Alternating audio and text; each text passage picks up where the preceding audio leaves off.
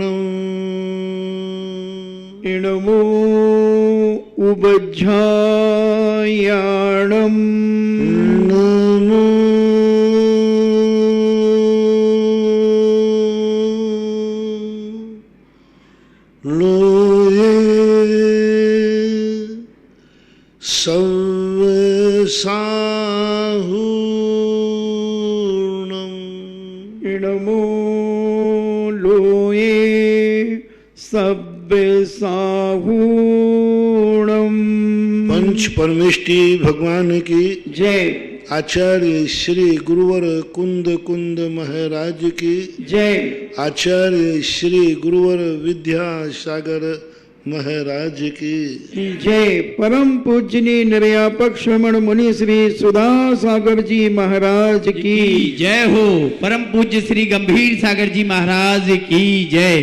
पूज्य श्री से प्रार्थना जिज्ञासा की। सभी जिज्ञासुगण एवं श्रोतागण पूज्य श्री को अपने स्थान से नमोस्तु करें। जिज्ञासा प्रारंभ करते हैं। निर्मल जैन मिर्ची अशोकनगर से पूछते हैं, मुनि श्री रिद्धि एवं विद्या सिद्ध होती है तो इन दोनों में क्या फर्क है?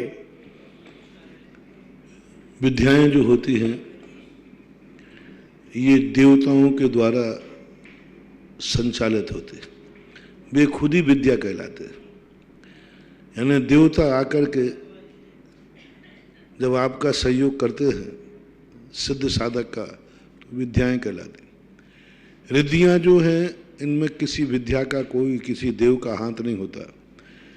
ये रिद्धियां अपने आप प्रकट होती हैं आत्मा के क्षयोपशम से, आत्मा के शक्ति विशेष से, ज्ञानावरणी, दर्शनावरणी और वीर्यांतराय कर्म के क्षयोपशम से, इससे विशेष होते हैं। तो ये चार घातिया कर्म जो होते हैं इनके क्षयोपशम विशेष से ये सारी की सारी रिद्धियां प्रकट होती है। इनमें कोई देवता नहीं होते, इनके पुण्य इतनी वर्णाएं विशुद्धि होती हैं कि अपने आप जो कार्य होते हैं। ऐसा दोनों में अंतर जानना चाहिए। श्रीमती लता जैन गुना से पूछती हैं, मुनि श्रेष्ठ नमोस्तु नमोस्तु नमोस्तु। मुनि भाई मेरी जिज्ञासा है कि वचन और प्रवचन किसे कहते हैं? सामान्य रूप से जो वचन हैं लोक व्यवहार में भेद कर दिया जाता है कि वचन यानी बोलना चालना। एक लोक व्यवहार में होता है वचन दे दिया, यानी संकल्प कह दिया तो कह दिया।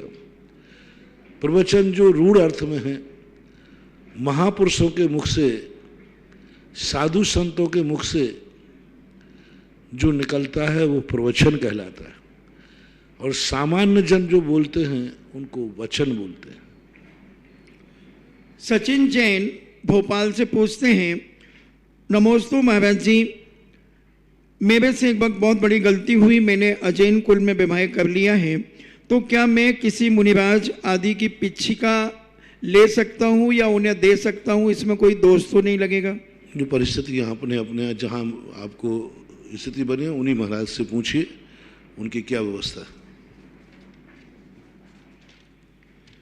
आरसी जैन जयपुर, नमोस्तु महाराज जी, आपने मेरे प्रश्न को उत्तर बताया कि नंद्यावर्त की पूजा नहीं कर सकते, जबकि मुझे ऐसा ध्यान है कि आपने कुछ दिन पहले बताया था कि जिंदा औरत के सामने नमोकार मंत्र का जाप देने में शुभ होता है, तो क्या हम नंद्यावर्त को नमोस्तु नहीं कर सकते?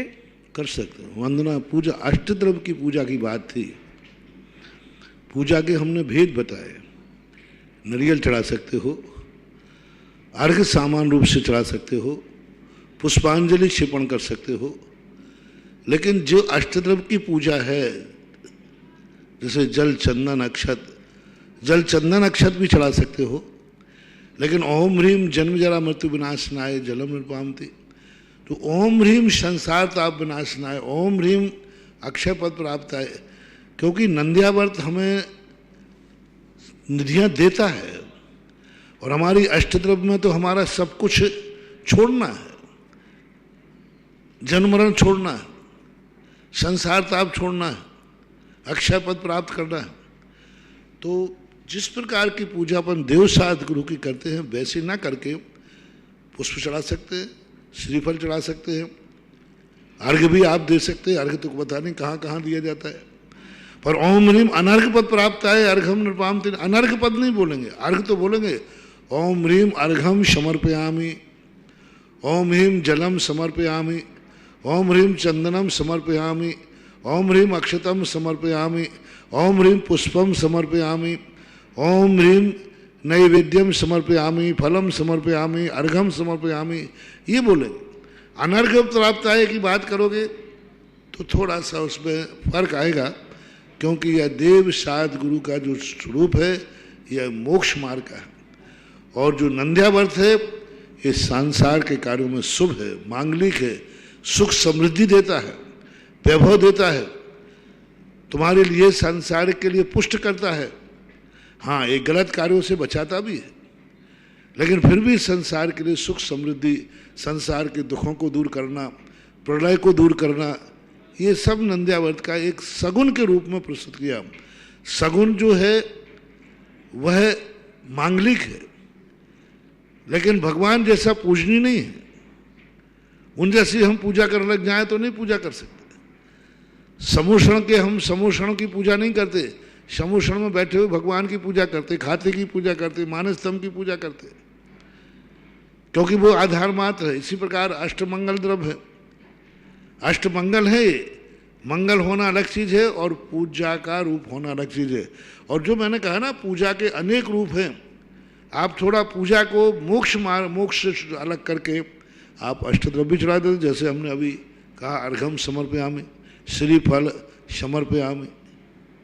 इंजीनियर पीसी जैन गुणा से पूछते हैं, नमोस्तु गुरुदेव, मेरी जिज्ञासा है कि 24 तीर्थंकरों का जन्म अयोध्या नगरी में ही होता है, परंतु हुंडा और सर्पणी काल दोष के कारण मात्र 5 तीर्थंकरों का जन्म ही अयोध्या में हुआ, तो ये ऐसा कैसा दोष है?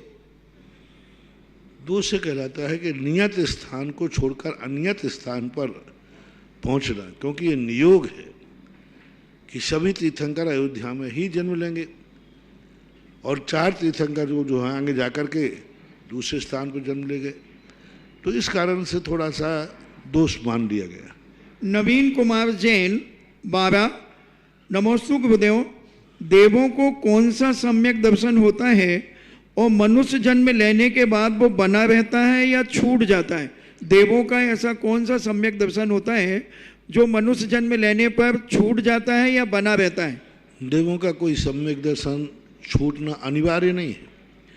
सहायक सम्यक दर्शन तो छूटता ही नहीं, प्रथमोपम वाला मरता नहीं। क्षयोपम सम्यक दर्शन है, देवता क्षयोपम सम्यक दर्शन लेके आ सकते हैं, छूट भी सकता है, लेकिन छूटेगा ही ऐसा कोई नियम नहीं है। ऋषभ जैन अंकुर कॉलोनी से सागर से पूछते हैं, नमोस्तु गुरुदेव, वर्तमान में भरत क्षेत्र से कोई भी पंचम गुण स्थान वर्ती जीव आगे की ऐसी आयु बांधकर ऐसी जगह जा सकता है कि उसको उसी भव से या उसके एक भव बाद मोक्ष की प्राप्ति हो सकती है? पंचम गुण स्थान वर्ती कोई जीव ऐसी आयु बांध सकता है? जा सकता है देवायु। यूं 12 व्रतपाल स्वर्ग 16 उपजावे, तहते 6 मुनि होए शिवपुर जावे।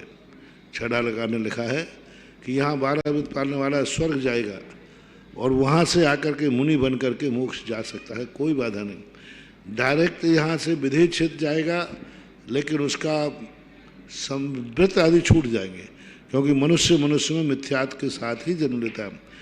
वृत्ति, श्रावक मुनियों के लिए वाया स्वर्ग से ही ट्रेन मिलती है। डायरेक्ट ट्रेन जाने के लिए उसे सब मुनि व्रत छोड़ना पड़ेगा, व्रत छोड़ना पड़ेंगे, देश में प्रतिमाएं छोड़ना पड़ेंगी, सब नियम तोड़ना पड़ेंगे, तब जाकर के आपको डायरेक्ट यहाँ से विदेश जा सकते हो। और सारे नियम आपके जिंदगी भर पलते रहेंगे, वाया स्वर्ग, स्वर्ग से आप जहाँ जाना चाहें वहाँ जा सकते हैं। नमोस्तु गुरुदेव, हमने आपके मुख से श्री भक्तांबर जी की बहुत महिमा सुनी है, तो हमने एक सैटेलाइट चैनल आगमवाणी चालू किया है। तो हमारा भाव है कि हम उसमें आपके मुखारबिंद से भक्तांबर की महिमा इतनी महान है, तो हम एक उसके संबंध में बाल गोपालों के लिए एक प्रतियोगिता आयोजन करने जा रहे हैं, जिसमें 16 साल तक के बच्चे उसमें भाग लेंगे। तो इस कार्यक्रम का हम आपसे आशीर्वाद चाहते हैं और हम उन्हीं सभी प्रतियोगियों में उचित पुरस्कार भी देंगे। क्योंकि उच्चारण के साथ में जिस समय वो ललितपुर में, जबलपुर में आदि में लगा था, गुना आदि में, उसको बाल बोध वालों के जैसा ही पढ़ाया गया था। एक एक अक्षर को उच्चारण करना, एक एक अक्षर को तोड़कर कैसे उच्चारण करना, और कैसे टूट करके अर्थ निकलते हैं और कैसे जोड़ करके अर्थ निकलते हैं। संस्कृत में कुछ अर्थ ऐसे हैं जो लिखने में जुड़े हुए हैं, लेकिन जब अर्थ निकालेंगे तो अलग अलग हो जाएंगे। जैसे संधि बोलते हैं, संधि विच्छेद बोलते हैं। कुछ शब्द ऐसे हैं जो अलग अलग हैं छंद के अनुसार, लेकिन अर्थ उनको जोड़ के निकालना पड़ेगा। एक अक्षर उधर गया, एक अक्षर ये डैश क्यों लगा, तो वस्तुतः बच्चों के लिए बहुत अच्छा है।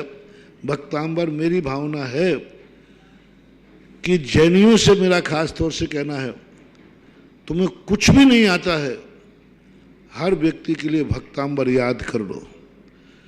तुम बच्चे को कुछ भी याद नहीं करा सकते हो, न जाने बच्चे के ऊपर कब संकट आ जाए, क्या आ जाए, वो अकेले में पड़ जाए, कहीं पड़ जाए, उसको भक्तांबर याद करा दो।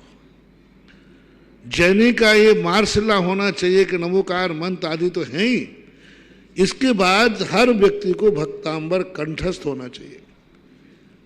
कंठस्थ इसलिए, न जाने किस जंगल में वह संकट में पड़ जाए, न जाने किस समय उसका एक्सीडेंट हो जाए, न जाने वो अस्पताल में पड़ा हुआ है, न जाने कौन सी विपदा में पड़ गया, उस समय क्या बोले, क्या पढ़े। भक्तांबर एक ऐसी शक्ति है, ऐसी एनर्जी है जो तत्काल प्रभावशील होती है। दवाइयाँ होती हैं कुछ धीरे धीरे, लेकिन भक्तांबर एक ऐसी करंट औषधि है जो हर बच्चे के लिए, बच्चा मान लीजिए किसी ने कैटनप कर लिया, यदि उसको भक्तांबर आता है तो अपहरणकर्ता वाला अपहरण करने के लिए ले गया और बैठा बैठा भक्तांबर पढ़ दे, मुझे विश्वास है कि वो या तो पकड़ने वाला भाग जाएगा या वो पकड़ा जाएगा। विश्वास की बातें हैं।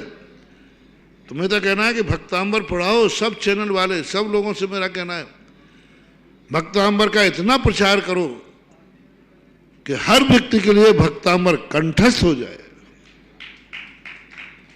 मैं मोक्ष के लिए नहीं कह रहा हूं तुमसे, अभी मुनि बनने के लिए नहीं कह रहा हूं, कम से कम संसार में जीते हो तो समस्या समाधान के लिए आपके पास कोई तो चीज हो। जैसे आप लोग को बताते हैं कि जिनको कोलेस्ट्रॉल आदि हो जाता है ना, छल्ले वगैरह डल जाते हैं बाईपास, उनको एक गोली जेब में रख के चलना पड़ती है। कौन सी? खून को पतला करने की कहलाते हैं कि वो एक तो खाना ही, और कुछ भी नहीं हाथ में, कुछ भी नहीं है। वो डॉक्टर कहते हैं आपको जहां भी अटैक पड़े तुरंत वो गोली मुंह में दबा लो। ये उनकी फर्स्ट एड है, शुरुआत है। इसी प्रकार आप जब विपदाओं में, संकट में हो, फर्स्ट एड में आप भक्तांबर का पाठ कर लो।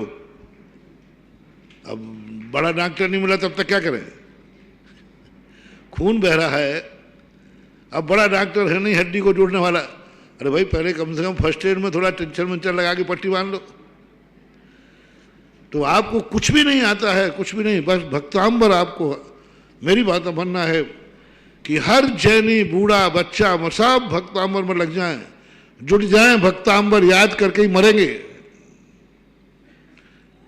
हाँ हो जाएगा, सब याद हो जाएगा, बूढ़ों को भी याद हो जाएगा, थोड़ा उनको ज़्यादा मेहनत करना पड़ेगी। बच्चों का तो नियम बना लो हर व्यक्ति के लिए कि हर माता पिता आज से नियम कर लें कि हम अपने बेटा बिटिया को भक्तांबर तो कंठस्थ करा के रहेंगे। नियम कर लें, नियम कर लें बिल्कुल पक्का, कुछ भी करना पड़े तुम्हें, दोनों तुम यहाँ बीवी हो, दोनों नियम कर लो कि हम दोनों लड़ेंगे कम, उतनी देर में भक्तांबर करेंगे प्रतिदिन। जितनी देर में तुम कहा सुनी करते हो ना, लड़ते भिड़ते रहते हो, उतनी देर में दोनों जन भक्तांबर याद कर लो, एक दूसरे के काम आएगा। कभी श्रीमान बाहर गए और तुम्हें पता चला कि कोई संकट है तो उनके नाम का भक्तांबर पढ़ना शुरू कर देना। सब व्यक्ति को भक्तांबर पढ़ो, सबके लिए आना चाहिए कंठस्थ। बहुत सरल है, बसंत तिल का छंद है, एनर्जी बहुत है, पावर बहुत है, मान जाओ इसके लिए। और इसको ये तुम्हें थोड़ा के याद करने में कठिनाई जाएगी, लेकिन जिंदगी में बहुत काम आएगा, जिंदगी बचा देगा, लाखों रुपया बचा देगा, ये स्थिति है। दिव्यांश जैन जयपुर से पूछते हैं, और आगे हम चैनल पे वो दिखा रहे हैं, तो इसका अर्थ है कि तो आप लोगों को उसको किताब लेके बैठना पड़ेगा, और बैठ करके आप एक एक अक्षर मिलाएंगे तो समझ में आएगा। ऐसा नहीं, ये सैटेलाइट चैनल वाले आपका आशीर्वाद चाह रहे हैं, एक प्रतियोगिता करा रहे हैं ऐसी भक्तांबर की, आपके मुखारबिंद से इसकी महिमा सुन करके उनका भाव हुआ है। तो प्रतियोगिता यही हो गई ना कि याद करके कंठस्थ करके सुनाओ, शुद्ध उच्चारण, यही तो होगी ना। आपका आशीर्वाद चाहिए। मेरा आशीर्वाद है, चैनल को तो है ही ऐसे ऐसे अच्छे कार्य चैनल दिखावे तो मैं तो दोनों हाथ से आशीर्वाद दे दूं, तीनों से दे दूं, पीछे से और दे दूं। और सबसे ज्यादा सीखने वालों को है कि ऐसी प्रतियोगिता में भाग ले, प्रतियोगिता के बहाने भी तुम्हें कंठस्थ हो जाए तो बहुत बड़ी चीज है। और एक 16 साल के बच्चों के अंदर अंदर वालों का है तो और अच्छा है। यदि 16 साल के अंदर के वाले बच्चे कंठस्थ कर लेते हैं तो उसका प्रोत्साहन मिलना ही चाहिए। आशीर्वाद। नमोस्तु महाराज जी। नविता जैन कोटा से पूछती हैं, कल हम विग्रह गति के बारे में पढ़ रहे थे, सवाल आया कि विग्रह गति में जीव जा रहा है, बीच रास्ते में ट्रैफिक मिल गया, अब गति जो अनुश्रेणी थी वो बदल भी सकती है, क्या ऐसा संभव है? कदापि नहीं। आत्मा जब यहाँ पर आयु को खत्म करता है, आत्मा या शरीर से निकलता है, तब उसको कोई भी दुनिया की ताकत रास्ता नहीं बदल सकती, कोई ट्रैफिक में अवरोध नहीं होते। उसको जहाँ जाना है, जिस रास्ते से जाना है, एक मोड़ा है तो एक मोड़ा, 2 मोड़ा है तो मोड़ा, 3 मोड़ा है तो 3 मोड़ा, रिजु गति है तो जाना कोई नहीं रोक सकता, बीच में रुकेगा ही नहीं वो, ऐसा मानना चाहिए। दूसरा प्रश्न है इनका कि विग्रह गति में कर्मण शरीर कार्य योग से क्या क्या कार्य हो सकते हैं? कर्मण कार्य से कर्मों का आश्रय होता है, कुछ कम कर्मों का आश्रय होता है, स्थिति बंध कम बनता है, अनुभाग बंध कम बनता है, लेकिन कर्मों का आश्रय बस एक ही काम। और तो क्या, विग्रह गति कर्म में 3 समय का है, बहुत छोटा समय, यहाँ से वहाँ भेजने की जो जिम्मेवारी है वो कर्मण कायुग की मानी जाती है। एक और प्रश्न है, श्री मुनि श्री, विग्रह गति में आत्मा बिना शरीर के कैसे गमन करता होगा? कर्म है ना, कौन कहता है, तुम्हें दिखता नहीं है, काय तो है, कर्मण कायुग है, अनंत पुद्गल परमाणुओं के बीच में बैठा है, अनंत पुद्गल परमाणु, जितना बड़ा ये शरीर है ना, इस इतना ही आकार का, इतना ही बड़ा कर्मण शरीर भी आकार है। जिस गति से जाता है उस गति के आकार के रूप में होता है, कर्मण है, उसके साथ पुद्गल है, ये भी पुद्गल है, वो पुद्गल है, वो सूक्ष्म पुद्गलों से बना है, ये स्थूल पुद्गलों से बना है, लेकिन आधार है कर्मण, शरीर भी शरीर ही है। एक और प्रश्न है, 14 बाजू की यात्रा एक समय 2 समय में कैसे तय होगी? ये ज्ञान का विषय भी शायद न बन पाएगा। विकलांग व्यक्ति से पूछे कि व्यक्ति को 50 किलोमीटर चल जाता है तो उसे कैसे चलते होंगे? अपन लोग से पूछे कि कैसे 7 राज्य 14 राज्य जाता होगा, जाता है, स्वभाव है, निश्चय। आदि कुमार जैन नागपुर, नमोस्तु महाराज जी, मैं आपका प्रवचन प्रतिदिन सुनता हूँ, तो कई बार आप अपने प्रवचन में घनी खम्मा अन्नदाता तो ये क्या है, इसका अर्थ क्या होता है? क्या हम भी इसे कह सकते हैं? घनी खम्मा अन्नदाता। ये तो तुम लोगों की फैंसी ड्रेस करता हूं, क्योंकि मेवाड़ का एक प्रसिद्ध सूत्र है, जब भी कोई राजा के सामने पहुंचता था ना तो बस घनी खम्मा अन्नदाता ऐसे करते थे। तो मैंने तो यही सिखा करके बोलते।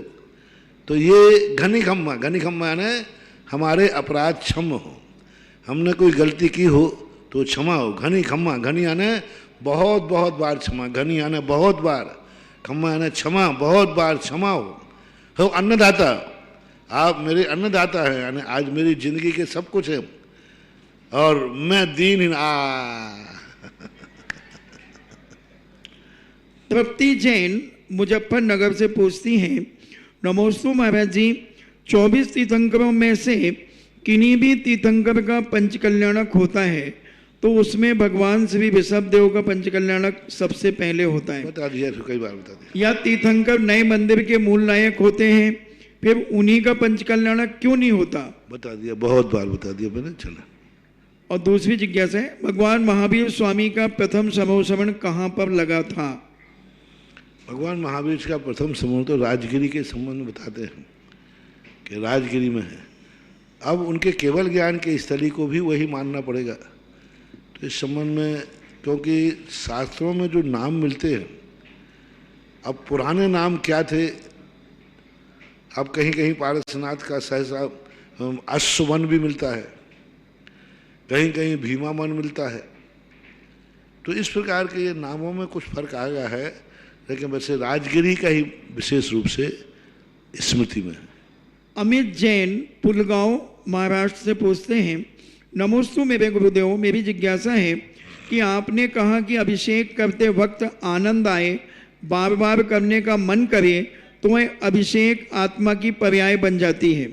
तो गुरुदेव, ये आत्मा की पर्याय हमें समझ में नहीं आती, इसका क्या मतलब होता है? आत्मा की पर्याय है ना कि उनको हमने स्वीकार कर लिया। हम दूसरों के कहने पर नहीं कर रहे, मैं अपने अंदर आत्मा से कर रहा हूँ। अपने आत्मा की परिणति हो जाए, यानी मेरा खुद का ज्ञान बन गया वैसा। महाराज ने कहा था इसलिए नहीं कर रहा हूँ, अब मुझे आनंद आ रहा है इसलिए कर रहा हूँ। पहली बार तो आपने किया इसलिए कि महाराज ने कहा है अभिषेक करो, ठीक है भाई, गुरु आज्ञा है। दूसरी बार करने में कहा था अब गुरु आज्ञा नहीं है, अब मुझे खुद आनंद आ रहा है इसलिए मैं कर रहा हूँ। प्रथम बार कार्य अनभ्यस्त विषातु परतः अभ्यस्त विषातु श्रुतः। एक सूत्र है न्याय का कि कोई भी कार्य जिसका अभ्यास नहीं होता है, अनभ्यस्त विषातु परतः, उसे दूसरे को बताना पड़ता है। पहली बार कोई बिजोली आए तो पूछेगा भाई बड़ा मंदिर कौन सा है, निज मंदिर कौन सा है, उसे रास्ता पूछना पड़ता है। तो हर चीज़ के लिए हमें अनभ्यस्त हुए हैं, यदि हम नहीं जानते हैं तो हमें फर का आलम्बन लेना पड़ता है। लेकिन अभ्यस्त विषातु श्रुतः, जिस चीज़ का अभ्यास हो जाता है उसे किसी से पूछने की जरूरत नहीं है कि बिजोलिया कहाँ है, वो अभ्यस्त है। इसी प्रकार जब उसके द्वारा कार्य करने का भाव आया, इसका अर्थ है कि उसको अंदर से आत्मा का आनंद आया। अब वो गुरु प्रेरणा से नहीं कर रहा है, अब अंतर प्रेरणा से कर रहा है। अंतर प्रेरणा से जो क्रिया की जाती है वह आत्म की पर्याय मानी जाती है।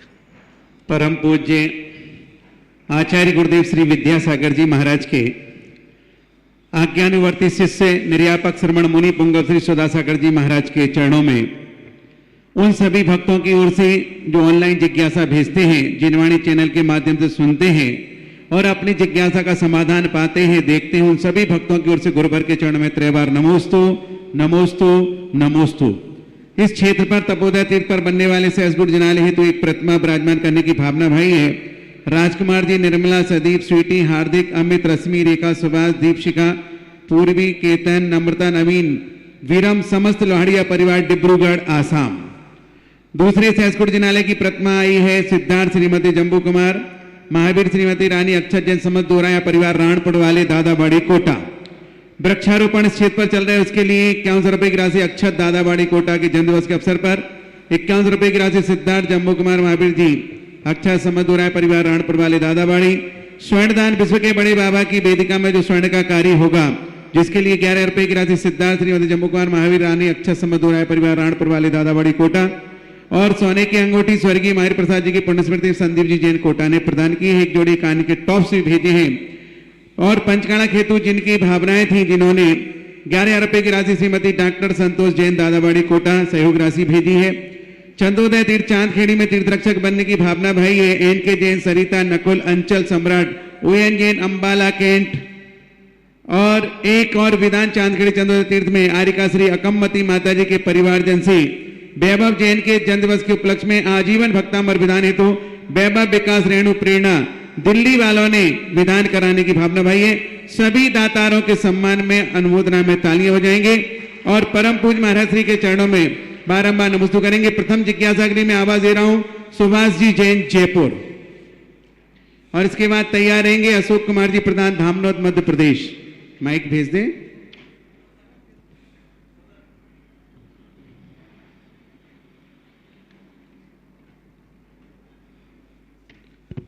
बहुत जल्दी से करेंगे।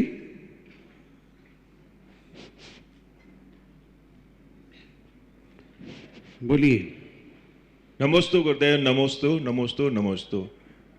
गुरुदेव, मेरी एक जिज्ञासा, हमने पढ़ा है सुना है कि सभी आत्माएं समान होती हैं, तो ये समान आत्माएं कैसे होती हैं गुरुदेव? शंका का समाधान करें।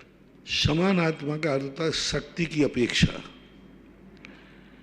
शक्ति की अपेक्षा जब हम देखते हैं तो सभी आत्माएं एक समान, लेकिन व्यक्ति की अपेक्षा, जैसे अभी सभी सामान्य दृष्टि से देखा जाए अपन सब मनुष्य हैं, लेकिन जब विशेष दृष्टि से देखा जाए तो हम मुनि हैं, आप श्रावक हैं, कोई पुरुष है, कोई स्त्री है, कोई वृद्ध है, कोई बालक है। तो समान का अर्थ एक सामान्य कथन, जैसे किसी कहते हैं भैया ये बगीचा है, आम का बगीचा है। अब आम का बगीचा है तो सब आम हैं, लेकिन कुछ अच्छे आम हैं, कुछ छोटे आम हैं, कुछ बड़े आम हैं। तो ये कहलाता है सामान्य विशेषात्मक वस्तु। सामान्य दृष्टि से सभी एक हैं, लेकिन जब अभिव्यक्त करते हैं तो प्रत्येक वस्तु स्वतंत्र अलग अलग दृष्टिगोचर होती है। नमस्ते गुरुदेव। अशोक जी प्रधान धामनोद मध्य प्रदेश। इसके बाद तैयार रहेंगे इस महोत्सव में पंचगांव प्रतिष्ठा महोत्सव के बनने वाले सौदरमिंद्र गुणसागर जी रेनवाल। पूज्य निवारक मुनि महाराज जी को त्रैबार नमस्तु नमस्तु नमस्तु। महाराज जी, कई सालों से मन में बहुत इच्छा थी कि जिनेन्द्र प्रतिमा विराजमान करूं। वो अवसर आता और निकल जाता था, लेकिन अकस्मात अभी हमारे समाज में ऐसा फैसला हुआ और उनको हमको अवसर लाभ मिला और हम तीनों को इसके अवसर का लाभ मिला महाराज जी। तो ये हमारे ये कौन सा पुण्य का उदय है कि जिनसे हमें जिनेन्द्र प्रतिमा का विराजमान करने का हमारा सपना पूरा हो रहा है, और महाराज जी साथ में हमें उस प्रतिमा को विराजमान करने के लिए, प्रतिष्ठा करने के लिए आप जैसे महाराज जी का भी सहयोग का प्राप्त हो रहा है। ये हमारा कौन सा पुण्य उदय महाराज जी? पुण्य का कौन सा पुण्य का उदय आया है जो हमें प्रतिमा विराजमान करने के भाव? धर्म क्रिया जो है हमारी श्रद्धा और पुरुषार्थ का परिणाम है। कोई भी कर्म ऐसा नहीं है जो हमें धर्म कराता हो। धर्म स्वयं अपनी आत्मा का विशुद्ध परिणाम है।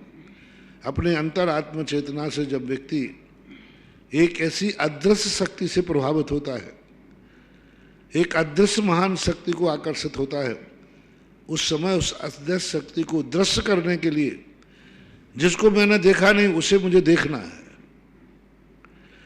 जिसको मैंने पा नहीं सका उसे मुझे पाना है, जो मेरे से दूर गया है उसे पास बुलाना है। तो ऐसे जो अंदर परिणाम आते हैं व्यक्ति के अंदर कि भगवान को मैंने देखा नहीं, मैं कैसे देखूं, तो साक्षात भगवान को वो एक मूर्ति का रूप दे करके और उसमें साक्षात भगवान के दर्शन कर लेता है। तो ये आत्मा का पुरुषार्थ कहलाता है। महाराज श्री प्रतिमा विराजमान तो ये लोग करेंगे, लेकिन प्रतिमा विराजमान करने के बाद इन श्रावक के लक्षण क्या होना चाहिए? महाराज जी, मेरा ये कि हमारा प्रबल इच्छा थी कि आपके द्वारा ही ये कार्य हो, और आज हमें आपका उसका वात्सल्य आशीर्वाद प्राप्त हुआ महाराज जी। ये भी तो हमारे लिए बहुत बड़ा आशीर्वाद महाराज जी, हमको इसका आपका आशीर्वाद मिले। देखो, मेरे द्वारा प्रतिष्ठा कराने के बाद फिर तुम लोगों को भी वहाँ ऐसा नियम होना चाहिए कि जब आप उसी नगर में रहें, बीमारी हारी छोड़ करके कम से कम अभिषेक पूजन तो उसका करना ही चाहिए। जय हो। नमस्ते महाराज जी, नमस्ते। इतना नियम तो होना चाहिए। और कम से कम व्यसनों का त्याग हो, नशे का त्याग हो, रात्रि में अन्न की वस्तु का कम से कम त्याग हो, क्योंकि इतना बड़ा पवित्र कार्य करना, जिनेंद्र देव को विराजमान करने का सौभाग्य प्राप्त होते, ऐसा भाव आना चाहिए आप मेरे हाथों से भगवान विराजमान हो गए। हम ऐसा कोई कार्य नहीं करेंगे जो धर्म के, समाज के और कुल जाति के विरुद्ध हो। ऐसा परिणाम आना चाहिए तो समझ में आ जाता है कि आप भगवान को विराजमान करके धन्य हुए हैं। नमस्ते महाराज। जय हो। नमस्ते। गुड़सागर जी रेनबाल 100वें इस महोत्सव की, और आगे तैयार रहेंगी निर्मला जी गोदा बिजौलिया। हे गुरुवर, मेरे परिवार और रेणवाल जैन समाज की ओर से बारंबार नमोस्तु नमोस्तु नमोस्तु। हे गुरुवर, तपोदय तीर्थ क्षेत्र से जो गजरथ यात्रा जावेगी, उसमें चौलेश्वर पार्श्वनाथ के लिए, उसमें जो सोधर्मेंद्र बनेगा उसमें भूमिका क्या रहेगी? अरे भगवान का जो विहार होता है, इंद्र कुबेर आदि सब बड़े अपने वाहनों पर चलते, ऐरावत हाथी पर चलेगा वो, और ऐरावत हाथी पर चल करके भगवान के मूर्ति जहाँ जहाँ भगवान विहार करके रुकेंगे वहाँ सबसे पहले उनकी शांति धारा, उनका पूजन वो करेगा। शाम को भगवान की आरती होगी, और सबसे बड़ा भगवान का जो वैभव है उनके साथ चलना ही अपने जीवन को धन्य करना है। जय हो, जय हो। भगवान के साथ चल करके एक अपने आप को कि आज मैं भगवान के साथ चल सका और भगवान का बिहार में वो सहभागी बन गया, कुबेर रत्नों की वृष्टि करता जाता है। तो बिहार के कुछ नियम दस्तूर हैं, और जहाँ जहाँ से वो बिहार निकलता है, बताते हैं शास्त्रों में कि समूषण भगवान जहाँ से बिहार करते उसके बाद वहाँ 50 साल तक कभी दुर्भिक्ष नहीं पड़ता। जय हो। 50 हरिवंश पुराण में पूजवा जिनसेन स्वामी ने लिखा। तो भूमि का तो ये नित्य नियम पूजन और भगवान की प्रभावना, और भगवान जहाँ जहाँ रुकेंगे उसमें अपने आप में सौधर्म सबसे ज़्यादा सम्माननीय होगा। राजा जो जो लोग स्वागत करते हैं वो सब सौधर्मेंद्र और चक्रवर्ती कुबेर आदि इन्हीं को ध्यान में रखते हैं कि भाई किनके सानिध्य में, किनके नेतृत्व में ये कार्य हो रहा है। तो इस प्रकार का आगे तैयार निर्मला जी गोदा, उसके बाद तैयार रहेंगे बालचंद जी ठोला बिजौलिया। गुरुवर के चरणों में मेरा और मेरे परिवार की ओर से देखो इसमें क्या है, बिहार में 100 इंद्र है, 100 धर्मेंद्र, 100 इंद्रों का मुखिया होता है, 100 इंद्रों का मुखिया होता है। जहाँ शाम को बैठते हैं पर 100 इंद्रों की एक सभा लगती है। इस बार क्योंकि भगवान का समूषण है, अभी तक तो जो सब विहार होता था पद यात्रा वो देव शास्त्र गुरु की होती थी, और अब की बार बिहार पेवर भगवान की है। तो ऐसा इसमें स्थिति बनेगी कि जहां रात्रि में रुकेंगे प्रतिदिन रात्रि में सभा लगेगी, जैसे पंच कल्याणक में रखती है। प्रदीप भैया ध्यान रखिए। और 100 इंद्रों का दरबार लगेगा, 100 इंद्रों का पंडाल बनेगा, और 100 इंद्र बैठ करके प्रतिदिन भगवान की, जिनेंद्र भगवान की तत्व चर्चा करेंगे। 6 द्रव्य 7 तत्वों के प्रश्न उत्तर होंगे, समाधान होंगे, और नाना प्रकार की जय भगवान की महिमा का बखान किया जाएगा। और प्रतिदिन वह सभा 100 इंद्रों के मध्य में जब मुखिया बैठेगा, उन्हीं के साथ चक्रवर्ती बैठेगा, मनुष्यों का राजा, और कहो तो शेर को भी बुला लेंगे क्योंकि शेर भी एक राजा होता है। देखेंगे उसकी क्या व्यवस्था बनती है। तो महाराज जी तत्व चर्चा जो होगी उसका जवाब सौधर्मेंद्र देगा, सौधर्मेंद्र देगा, पंडित जी देंगे, और भी लोग जो जिस प्रकार के होंगे इस प्रकार के प्रश्न होंगे जिनका सौधर्मेंद्र देगा। विद्वान बैठेंगे, चक्रवर्ती बैठेंगे, सौधर्मेंद्र प्रश्न करेगा 100 इंद्रों से। तो सबसे बड़ा तो एक लाभ है इस बार कि पूरे जहां जहां समूषण रुकेगा रात्रि में, आरती के बाद सौधर्मेंद्र की सभा लगेगी। जय हो। और सभा का एक नाटकीय रूप होगा, एक मंच होगा, और मंच पे सभा वो सारे लोग बैठेंगे, और एक उसका दृश्य अलग होगा। जैन अजैन उसमें सब शामिल होंगे। और उस समय जब मूल गद्दी पर वो बैठेगा सौधर्मेंद्र और 100 इंद्र बनेगा, तो वैसे उसका सीना 56 इंच का हो जाएगा। जय हो। महाराज जी ये सौधर्मेंद्र 100 इंद्रों के अंतर्गत आएगा कि सौधर्मेंद्र 101वां होगा? नहीं, 100 इंद्र, इंद्र सदबंदी आना, 100 इंद्र इनमें शामिल है। और अब इनके लिए आप लोग को बार पूछ रहे हैं, तो देखो वही व्यवस्था है मुख्येंद्र, सौधर्मेंद्र, चक्रवर्ती, ये दो एक क्वालिटी के पात्र हैं और एक यज्ञनायक भी बनेगा। तो ये 3 पात्र। उसके बाद दूसरे क्वालिटी के लोग हैं, दूसरे श्रेणी के, जो सनत कुमार, महेंद्र, ईशान आदि, कुबेर। और उसके तीसरी क्वालिटी में आते हैं सामान इंद्र, जो 100 इंद्र होंगे। उनके राशि निछावर आदि की अपेक्षा आपके नाम जैसे आएंगे, पैसे कमेटी से आप बात कर लेना कि वो राशि आदि की घोषणा क्या करना है, कैसे करना है। एक का नाम आएगा तब तो कोई बात नहीं, 1 से 2 नाम आएंगे तो फिर बोली लगाना पड़ेगी। हाँ, 1 नाम आएगा तो चलेगा और 1 से ज़्यादा है तो बोली लगा लेंगे। पर ये अपने पंचगणना तक या पंचगणना के पहले तक ये सब कुछ डिसाइड हो जाना चाहिए। आज चौलेश्वर कमेटी के यहाँ के लोग भी आए थे, वो भी बड़े उत्साहित हैं, बड़े गदगद भाव से हैं, यही है। बैठे अभी बहुत भाव से, वो इंतजार ही कर रहे हैं कि आप तो आज ही चलो। जय हो महाराज जी। और दूसरी बात, सबसे बड़ा कार्य होगा, कम से कम 5000 लोगों का काफिला मान के चलो आप, जिस ढंग से उत्साह है। अभी हुक्म काका कह रहे थे कोटा से, वो कह रहे मैं प्रयास करता हूं। हमने कहा 1000 जोड़े कोटा से चले, मतलब पूरे चले। तो बोले महाराज ये तो हम कोटे से कर देंगे अकेले।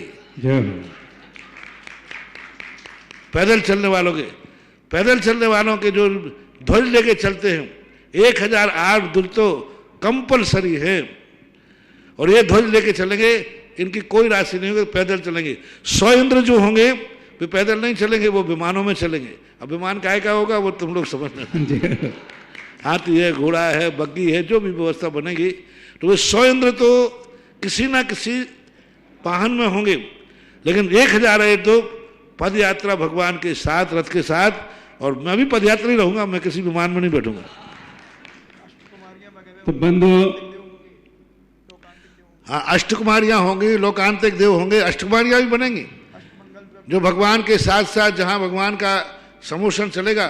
ये देखो, जैसे हुबहू जो भगवान है, यही भगवान हुबहू चलेंगे, ध्यान रखना। आप डबल रोल में होंगे ये बात अलग है। अष्टप्रातिहारी होंगे, बड़े बड़े अष्टप्रातिहारी बनेंगे, मंगल द्रव्य होंगे। अष्टकुमारियां भगवान के सामने अपने आप में जो भी उनकी भूमिका होती है वो करते हुए चलेंगे। ठाट बाट तो पूरा ही होगा और उसमें सौधर बंदारी की पात्र। महाराज सर, लोगों की भावना है कि जो पंचगणना, इसलिए आप लोगों को जो पात्र बनना हो अभी से कमेटी में नाम देना शुरू करें और अपनी अपनी इच्छा के अनुसार अपनी राशि की घोषणा करें। और 1 से 2 जिस पद पे आएगा उसको आपको सूचना देकर के यहीं से बोली लगा दी जाएगी। आप तो अपनी खुशी को सौधर्म बंधना, अपना नाम भेज दो और अपनी शक्ति बता दो कि मेरी श्रद्धा इतने की है। फिर वो राशि आपकी यहाँ घोषित करके कहा जाएगा कि भाई इससे अधिक में किसी को बनना है तो ठीक, इसमें नाम आ गया। क्योंकि प्रजातंत्र का है, चुप चुप से कुछ नहीं करना, सब उजागर करके करना है। ऐसा सभी को मौका मिलना चाहिए। निर्मला जी गोदा जिज्ञासा रखी, इसके पूर्व बता देता हूँ। चंदोदय तीर्थ चांदखेड़ी हेतु श्रीमान राधे श्याम जी सरावगी अहमदाबाद, इन्होंने 1 लाख रुपए की राशि सोने की झारी के लिए प्रदान की है। श्री राधे श्याम जी सरावगी अहमदाबाद 1,11,000 रुपए की राशि। शशांक सरावगी अहमदाबाद 10 ग्राम सोना। अजय सरावगी अहमदाबाद 10 ग्राम सोना। अमन सरावगी अहमदाबाद 2 ग्राम सोना। आकाश सरावगी अहमदाबाद 2 ग्राम सोना। गुलाब चंद जी जैन चूने वाले कोटा 1,11,000। मनोज कुमार जी, नैना जैन, तनु जैन, रुचिर जैन कोटा 51,000। श्रीमती शशिबाला जैन पत्नी श्री रजनीश जैन पीढ़ावा 2 ग्राम सोना। और जिन्हें देना हो अपनी भावनाएं भेजेंगे। निर्मला जी को अपनी जिज्ञासा रखेंगे। इसके पश्चात तैयार रहेंगे बालचंद जी ठोला भिजोलिया। गुरुवर के चरणों में मेरा और मेरे परिवार की ओर से बारंबार नमोस्तु। नेमिनाथ भगवान की आयु 1000 वर्ष की थी। 700 वर्ष तक तो उन्होंने तीर्थंकर रूप में विहार करके भारत भूमि में धर्मामृत की वर्षा की। तो 300 वर्ष की आयु और थी, उसमें उन्होंने क्या किया? कुमार काल गृहस्थ वर्ष का, जब 1000 वर्ष की आयु, जब 72 वर्ष की आयु में 30 वर्ष महावीर स्वामी ने कुमार काल के बिताए, तो 1000 की वर्ष की आयु में कितने वर्ष हो गए? बराबर हो गए 72 के लगभग, थोड़ा बहुत आगे पीछे। 72 में 30 वर्ष कुमार काल के, तो 1000 वर्ष में 300 वर्ष उनके गृहस्थ अवस्था के कुमार काल के कहलाना। नमस्ते महाराज। बालचंद जी ठोला बिजोलिया। जब उम्र बड़ी होती है ना तो जवानी भी लेटी आती है, बुढ़ापा भी लेट ही आता है। बालक बनो, आदिनाथ तो कितने लाख पूर्व तक, 20 लाख पूर्व तक तो कुमार अवस्था में खेले हैं गिल्ली डंडा जैसा। जय हो। 18 लाख पूर्व, 20 लाख पूर्व, और 1 लाख पूर्व कितने का होता है? 63 लाख पूर्व तक राज्य किया। हाँ, और 1 पूर्व कितने का होता है? 84 लाख में 84 लाख का गुणा करो। इतने वर्षों तक तो वे कुमार काल में रहे, कुमार काल बन के रहे। तो डिवाइडेशन यही होता है जो आज अपना आता है कि 72 साल में महावीर स्वामी का 3 डिवाइड किया, ऐसा ही उनका कर लेना चाहिए। बाल चंजेट वाला इसके बाद तैयार रहेंगे वृत्ति श्रावक अशोक जी कलिंजरा। हम चलते गए। तुम लोग सोच रहे होगे कि 300 साल तक कुमारे रहे हो। जय हो। लेकिन वो 300 साल तक वो इतने ही बड़े हो पाए जितना तुम्हारा छोकरा 25 साल में होता है। जय हो। हम चलते गए, रास्ते निकलते गए, इसी रास्ते पर लाखों बार कांटे चुभते गए, पर जब से आशीर्वाद मिला गुरु सुधा सागर जी का, राह के कांटे भी फूल बनकर खिलते गए। जय हो। नमस्तु महाराज जी, नमस्तु महाराज जी, नमस्तु महाराज। महाराज जी, मेरी जिज्ञासा यह है, मनुष्य के जीवन काल में अंतिम समय को ही महत्वपूर्ण क्यों माना है? अंतिम समय इसलिए कि वो आगे की तैयारी है। महत्वपूर्ण का अर्थ इसलिए नहीं कि वो अंतिम है, इसलिए कि आगे की शुरुआत है। और आगे की जो शुरुआत होती है ये तो गुजर गई, अब आगे की तो सोचना है ना। इसलिए अंत मता सुगता, अंत में जैसी मति होती है वैसी गति होती है। तो भविष्य की अपेक्षा से अंत का महत्वपूर्ण होता है, वर्तमान की अपेक्षा से उतना महत्वपूर्ण नहीं जितना आगे की अपेक्षा से। एक जिज्ञासा हो रहा है गुरुदेव, एक जिज्ञासा ये है मेरी, जो व्रत उपवास करते हैं उनको कितना पुण्य मिलता है, और जो नहीं करता है उसको उतना पुण्य मिलने के लिए क्या करना चाहिए गुरुदेव? जो नहीं करता है उसका तो पुण्य खर्च होता है, क्योंकि वो खाएगा तो वो गुलाब जामुन का पुण्य व्यर्थ आएगा, और जो नहीं खाएगा उसका पुण्य बचेगा। सीधी बात, इतना फायदा तो है ही। ज्यादा फायदा है कि नहीं, जो खाएगा उसका बिल कटेगा, पुण्य घटेगा, जो नहीं खाएगा उसका पुण्य बचेगा। और यदि विशुद्धि पूर्वक उपवास किया है तो उसके बहुत बहुत पुण्य का संचय होता है, पाप की निर्जरा होती है। तो महाराज जी, खाने वाले को क्या करें जब पुण्य मिल जाए हमको? खाने वाले को नहीं खाना चाहिए। नमस्ते महाराज। गुरुदेव के चरणों में कोटिशः नमोस्तु। गुरुदेव, चक्रवर्ती का पद और तीर्थंकर का पद पुण्य के फल से प्राप्त होते हैं। चक्रवर्ती 6 खंड का अधिपति होता है और तीर्थंकर 3 लोक के नाथ होते हैं।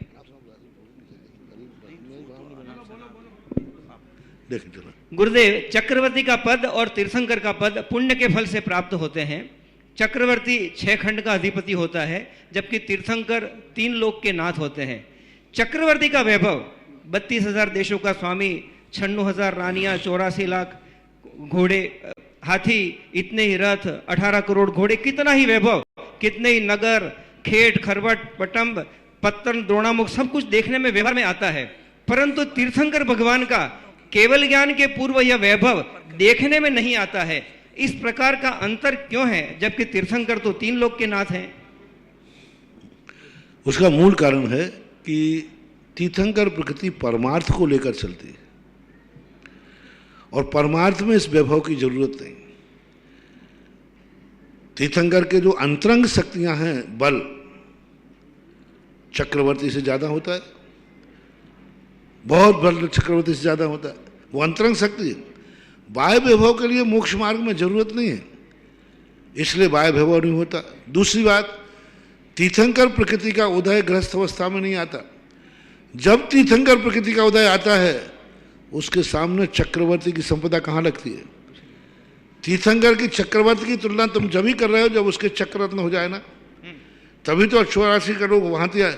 अब जब भगवान का तीर्थंकर प्रकृति का उदय आता है तो चक्रवर्ती का वैभव और तीर्थंकर का समोषण, सारी निधियां खर्च हो जाएं तो चक्रवर्ती भगवान का समोषण नहीं बना सकता, सब बिक जाएगा वो, डब्बा में हो जाएगा सब। चक्रवर्ती के जाने के बाद सब कुछ। इतना बड़ा समोषण होता है और समोषण की महिमा जो वैभव होता है। चक्रवर्ती के कितने रत्न बरसते हैं, कितने हैं उसकी तिजोरी में रत्न। यहां 15 महीने तक 12.5 करोड़ रत्न पर डे बरसते। कितने दिन तक बरसे? 15 महीने। चक्रवर्ती को कहाँ मिलता है? घर में स्नान करता फिरता है, इनको मेरू पर 1008 कलश। चक्रवर्ती का इतना कहाँ बल है कि मेरू पर्वत को हिला दे। भगवान मेरू पर्वत को हिला सकते। चक्रवर्ती तो वो कहाँ है, उसके शरीर में खून लाल है और उनका वध। तो तीर्थंकर का वैभव देखो कितना।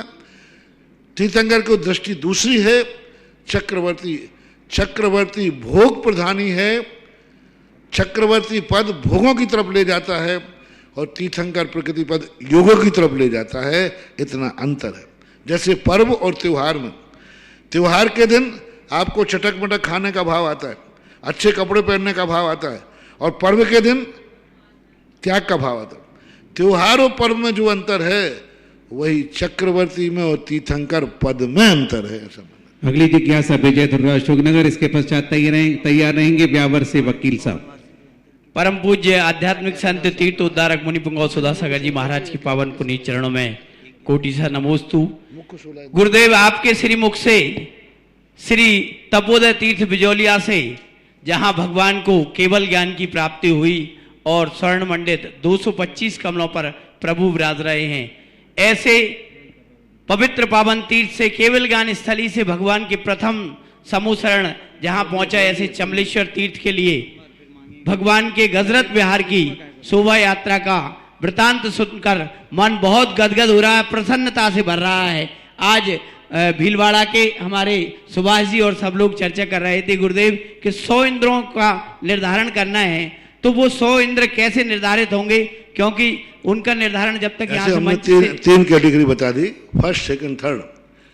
तो फर्स्ट का तो आप कुछ उनके भाव आने पर भी, क्योंकि वो कोई सस्ता मस्ता नहीं होगा, मध्यम, और जो तीसरी क्वालिटी के लोग इंद्र हैं जिनमें कम से कम 16 इंद्र, कम को तो 80 इंद्र मान लो, 80 इंद्र के लगभग की राशि आप घोषित कर सकते हो। कम से कम 1 कलश 11 श्रीफल तो होनी ही चाहिए, तभी आनंद आएगा। मतलब कुल मिलाकर के 1,11,000 रुपए की राशि रहे, क्योंकि उनको निरंतर 5 दिन तक सारी सुविधाएं देना है। मंच भी बनेगी, मंच पर उनको बैठने का अधिकार मिलेगा, तत्व चर्चा भी करेंगे, तत्व का समाधान भी होगा, बग्गियां, हाँ उनके बैठने के विमान बागी सब सेटिंग चल रही है। 100 लोग तो किसी न किसी में रहेंगे। हाँ, ये जो सतेंद्र हैं उनको तो कहीं ना कहीं कोई ना कोई विमान मिलेगा। विमान कैसा होगा वो निर्णय हम आपको बताएंगे, लेकिन विमान अवश्य होगा। आपको पैदल नहीं चलने देंगे।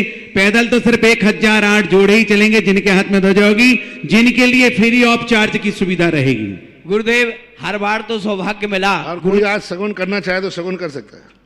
आज कोई, हाँ, कम से कम पहला सतेंद्र में एक नाम तो दो, ताकि सगुन हो जाए। तो महाराज जी का तो देखो सबसे बड़ा सगुन का दस्तूर होता है, और उसी सगुन के माध्यम से सारा कार्यक्रम। और अगर कोई मान लो उसको प्रमोशन कराना चाहे, एक दे दिया।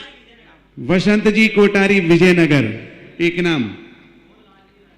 श्री सोहन लाल जी, राजेंद्र कुमार जी, महेंद्र कुमार जी गोधा खजूरी वालों ने यह सौभाग्य प्राप्त किया है। और जो लोग अभी नाम लिखा रहे हैं वो ध्यान से सुन लें, अगर वो बड़ा इंद्र बनना चाहते हैं तो आपका प्रमोशन हो सकता है, डिमोशन नहीं होगा। ठीक है ना, बहुत अच्छी बात है। तो आइएगा, अगली जिज्ञासा के लिए आवाज दे रहा हूं। वकील साहब ब्यावर से हमारे बीच पधारे हैं, जिज्ञासा प्रस्तुत। महाराज जी के चरणों में नमोस्तु नमोस्तु नमोस्तु।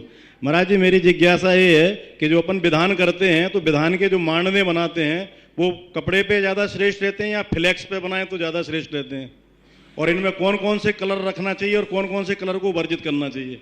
सबसे अच्छा मानना तो वही है जो रत्नों से, स्वर्ण के और चांदी से बनाया जाता है। जय हो। श्रेष्ठ कलर बनते हैं, रत्न हो, स्वर्ण के चावल हो, चांदी के चावल हो, चांदी के बादाम हो, चांदी स्वर्ण आदि के बनना चाहिए।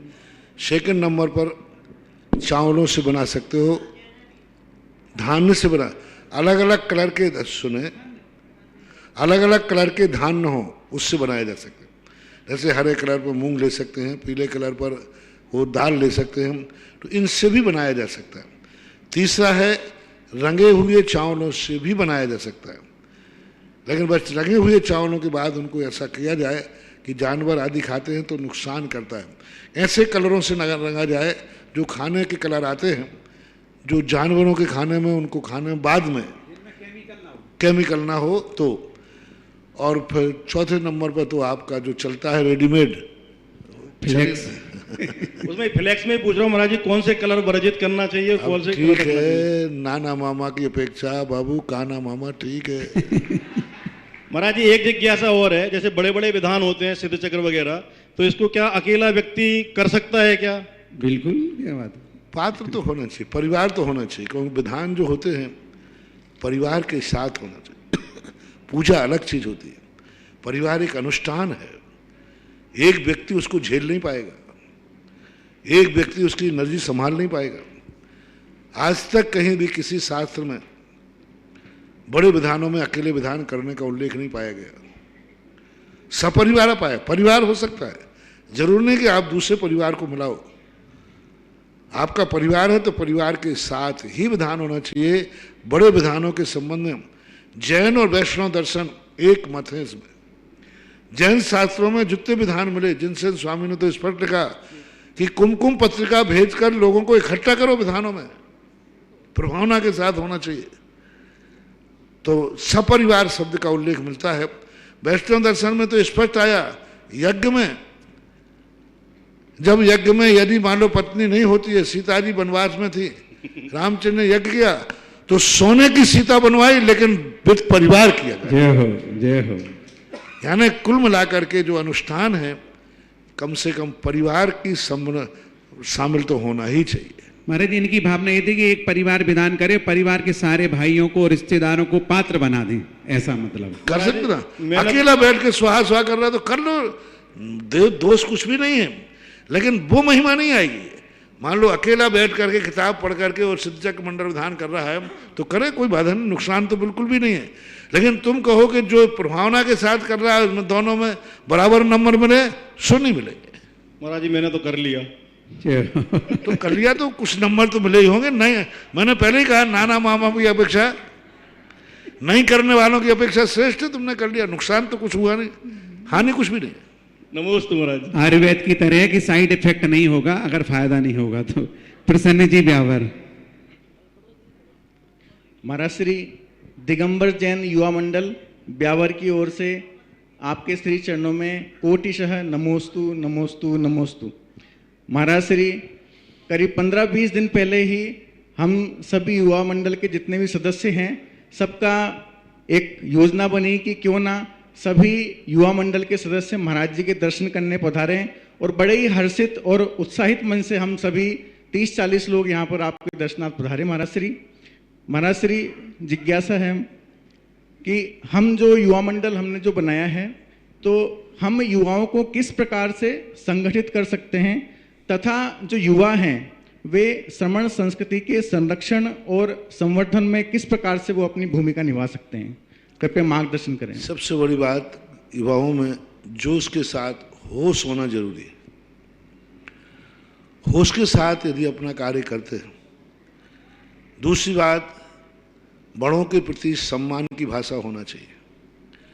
बड़ा कैसा भी हो, अच्छा है या बुरा, बड़ा बड़ा ही होता है। उनकी आलोचना करना, प्रतिलोचना करना, उनकी आज्ञा का नहीं मानना, समाज में जो समाज के मान्य लोग होते हैं उनके सामने हमेशा भाषा नम्र रहे, आंख झुकी हुई रहे, वाणी नम्र रहे। ये यदि युवाओं में बनता है, क्योंकि युवाओं से ही मात्र समाज नहीं चलेगी, युवा और वृद्धों से भी नहीं चलेगी। वृद्ध और युवा दोनों एक दूसरे के पूरक होंगे तो समाज अच्छा नेतृत्व करती है, बढ़िया रखे। तो दोनों का सामंजस्य। और श्रमण संस्कृति की जहाँ तक बात है, तो श्रमण संस्कृति में तो व्यक्ति को सच्चे गुरु और खोटे गुरु का ज्ञान होना चाहिए। सभी एक नहीं है कि हर चबरी टके शेर भाजी टके शेर खाजा, अंधेर नगरी और चौपट राजा, कि विछि मंडल बारे तुमको लाखों प्रणाम, ऐसा नहीं चलता। ध्यान होना चाहिए कि हमारा गुरु कैसा हो, हमारा साधु कैसा हो, श्रमण कैसा हो। वो श्रमण हो जिससे संस्कृति बनती हो। जिससे संस्कृति बिगड़ती हो तो कई बार बच्चे इतने उत्साह में आ जाते उनको कोई पता तो है नहीं कि साधु की क्या चर्या होना चाहिए, क्या आचार विचार होना चाहिए, और बस वो तो हो करके वो लग जाते। उससे शिथिलाचार का समर्थन होता है। तो श्रमण संस्कृति को यदि आप पूछो तो श्रमण संस्कृति का इतना ज्ञान तो होना ही चाहिए कि साधु का जो आचरण है, बाह्य आचरण है, कम से कम वो तो दिगंबर मुद्रा के अनुरूप होना चाहिए। ये दोनों चीज़ें संक्षेप में इतना ही है। और बाकी आना चाहिए युवाओं को, उत्साह से अच्छा कार्य करना चाहिए। समाज के पक्षपात की राजनीति में नहीं पड़ना चाहिए। समाज में हमेशा दो ग्रुप होते, दो नहीं ज़्यादा भी होते। युवाओं को उन ग्रुपों से दूर रहना चाहिए। हम किसी ग्रुप के नहीं हैं, हम मात्र युवा हैं। यदि किसी पक्ष में एक ग्रुप से बनोगे, कल दूसरे द्वार उनका ग्रुप आ गया तो फिर तुम्हारे लिए वो परेशान करेंगे, क्योंकि दूसरा ग्रुप आ गया। और राजनीति नेतागिरी जो चलती है, आलोचना करने में, मीटिंगों में जो आलोचनाएं होती हैं, ब्यावर के हो गया जी, तो ब्यावर के लड़कों में, ब्यावर के लोगों में बहुत लड़ने की आदत है। बहुत लड़ाकू है इनके यहाँ। तो मीटिंग क्या होना है, हिंदुस्तान पाकिस्तान होना है, क्योंकि वहाँ की लड़ाई प्रसिद्ध है पूरे राजस्थान में ब्यावर। तो इसलिए यदि मेरा आशीर्वाद चाहते हो तो इन पार्टियों से दूर होकर के काम करोगे तो मेरे आशीर्वाद के पात्र रहोगे, अन्यथा जो है सो है। महावीर की। अगली जिज्ञासा सुभाष जी भीलवाड़ा।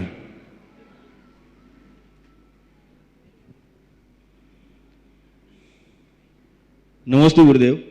अभी जो समस्वरण की बातचीत चल रही थी, यहाँ से 14 उपासना जाएगा तो जो 100 इंद्र बनेंगे उसमें से 81 इंद्र की तो हो गई, 1,11,080 जो नाम लिखाएगा वो इंद्र बनेंगे।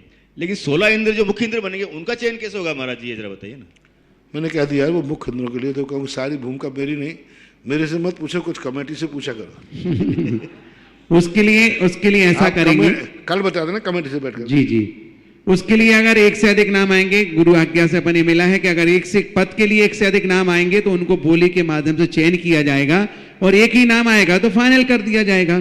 तो ये सारी व्यवस्थाएं ऑनलाइन भी हो सकती हैं। और बाकी की राशि कल एक टेंटेटिव लगभग राशि हम कल घोषित कर देंगे, जिनकी भावना वो प्रेषित करेंगे। फिर एक पद के लिए ज्यादा नाम आएंगे तो दोनों में आपस में निर्णय कर लिया जाएगा। मुख्य 16 इंद्र का भी ऐसे ही होगा। जी जी। अगली सौधर्मेंद्र चक्रवर्ती। तो सौधर्मेंद्र है, चक्रवर्ती है, कुबेर आदि पात्र हैं। इन सब की व्यवस्था हम बता देंगे।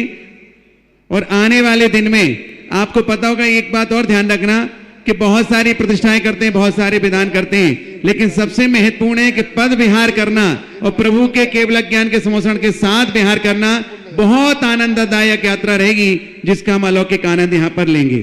चलो। और वैसे भी अगर चाहें तो जैसे सौधर्मेंद्र है, चक्रवर्ती है, फर्स्ट क्वालिटी एबीसी पहली कैटेगरी, एक कैटेगरी वो 11 कलश कम से कम रहेंगे, और बी कैटेगरी में 5 कलश रहेंगे, और सी कैटेगरी हमने आपके साथ घोषित कर दी है, 3 होगी ना एबीसी। इनमें इसमें भी और बहुत बढ़ सकता है। आप ये मत मानो कि हमें 11 कलश में मिल ही जाएगा। ये तो गुरुदेव का चमत्कार है कि उनके मुख से निकलेगी कोई बात तो दुनिया के लोग, और ये मौका लगेगा तो लाइव टेलीकास्ट के माध्यम से भी दिखाने की पूरी कोशिश की जाएगी। अभी पक्की घोषणा नहीं कर रहा हूं। आइए अगली जिज्ञासा। हाँ बोलिए।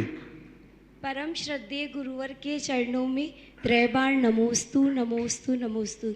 महाराज जी, मेरी ये जिज्ञासा है कि जो हम 12 वर्षीय पाठ्यक्रम का जो एग्ज़ाम देंगे उसमें अभी हमारा तृतीय वर्ष है, पर अब तृतीय वर्ष का तो हुआ नहीं और अब चतुर्थ वर्ष का कोर्स आगे शुरू हो गया, तो वो अब अगर हम 2 पेपर एक साथ नहीं, हाँ बोलो अच्छे से दोबारा बोल दो।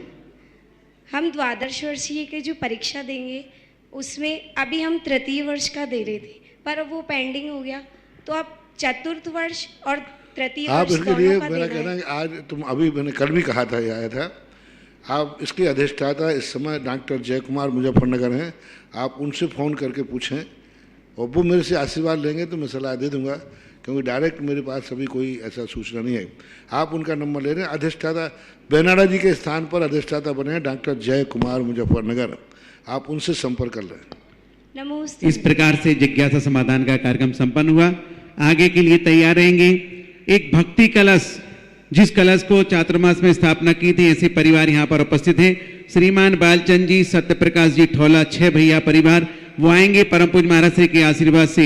इस भक्ति कलश को हमारे सुरेश जी पटवारी आदि कमेटी के